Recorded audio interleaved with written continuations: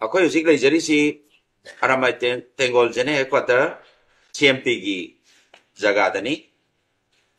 Ai samak Munindro Mangang Commissioner aramai tenggol jene ekuator. Ngarang Januari kitang trauma 2025 nungkin waram da yamna thoning da ba laibak tiba thawdo ma thokpagi paw ma phangi hari ba thawdok si akoina kutakda swift action moina arambai tenggol jene ekuator gi CMP gi team sina yengsan jabada arambai tenggol yoromba adu arambai tenggol yawdaba mioi khujo kharagi geng amana masagi vested interest ta tabak torambagi mami khara ui khudakta masigi pose makhatana yengsan jabada lairiba unit 2 androgi amasung yaripoki part khara sigi commander sida pau pirambagi langlan langjin leite tabak torbi mioi singsina aduga loinana sigumba tabak si torambagi damakta akoina makhatana yengsanbada jene ekuator dasu masiga mari lenaba pau pirambagi adu malanglan langjin amta leite sigi pausi khudakta koina laibiri bai china koi kwai panamak china swift action tawrakanduda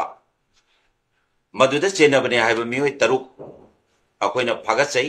aduga loinana ainggi oiba makhata ba cheraki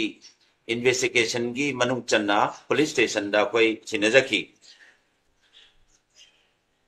masigi makhata ba follow action moina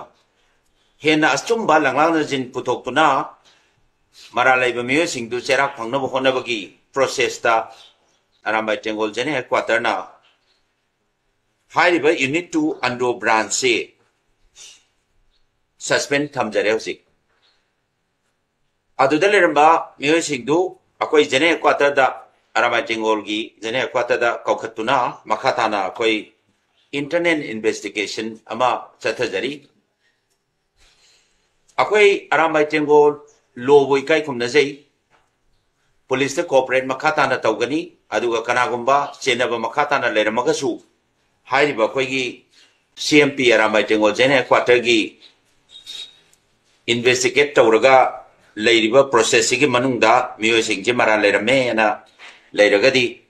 makhatana koigi mioi singdu police ta sinaduna corporate tawjagani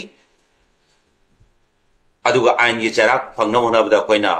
mateng pangjagani loisan jarakpada arambai tenggol na ain bu ikai khumna jai tangai phadna koi laining laison gi ipana de punat ki oibo ponamada akoi changjen jarakpani adubu laibak tiba megi 2023 gi megi laibak tiba thodok sina marum raga akoi hairiba mong matauksida lakhibani adubu masigi sina tangai phadawo oigibanina oigre akoi ain gi oibo pota kanima mikum tada madubu madugi against sanabagi wakalo leijade aduna police ki investigation makhatana chatharakpada arambai tenggol na cooperate tawjagani madubu ikai kunabu chagani